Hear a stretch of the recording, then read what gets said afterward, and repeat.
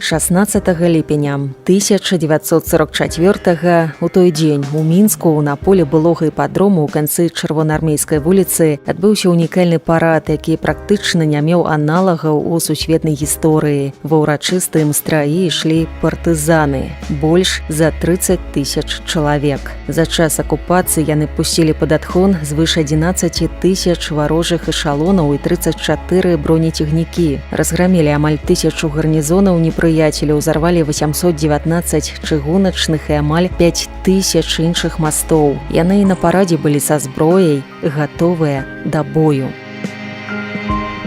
У тыя дні ўсе цэнтральныя газеты абышла фатаграфія, на якой быў адлюстраваны казёл, што крочыў на чале калоны. Ваяўнічая жывёла з'явілася ў атрадзе брыгады «Народныя мсціўцы». У 1943 пераносіла з партызанамі ўсе нягоды палявога жыцця, перавозіла на сабе медыкаменты. Кажуць, калі лясныя воіны сумесна з рэгулярнай арміяй бралі вілейку, казёл, які атрымаў мянушку «Малыш», заязджаў у вызвалены горад на танку. І таму, хоць на парад запрасілі камандуючага трэцім беларускім фронтам генерала Івана Чарняхоўскага і члена ваенсавета генерала Васіля Макарова, партызаны вырашылі: «Малыш таксама заслужыў быць на такім доўгачаканым свяце». Жывёлка адразу заняла сваё звыклае месца наперадзе калоны і, зразумела, выклікала непадробнае здзіўленне ў генералаў, якія прымалі парад.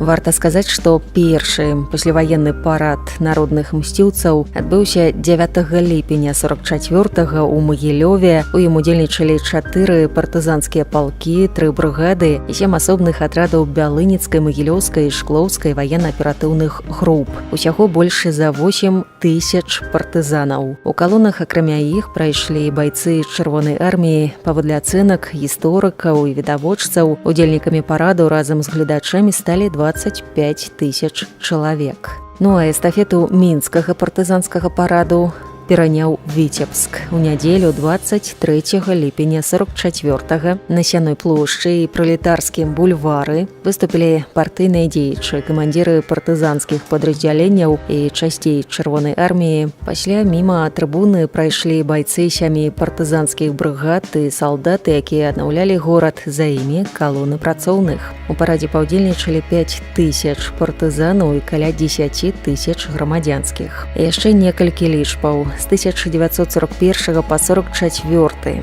у партызанскіх радах змагаліся 374 000 чалавек, з іх 70 000 жанчыны. Паводле звестак беларускага штаба партызанскага руху, звыш 44 000 народных мсціўцаў аддалі сваё жыццё за вызваленне радзімы.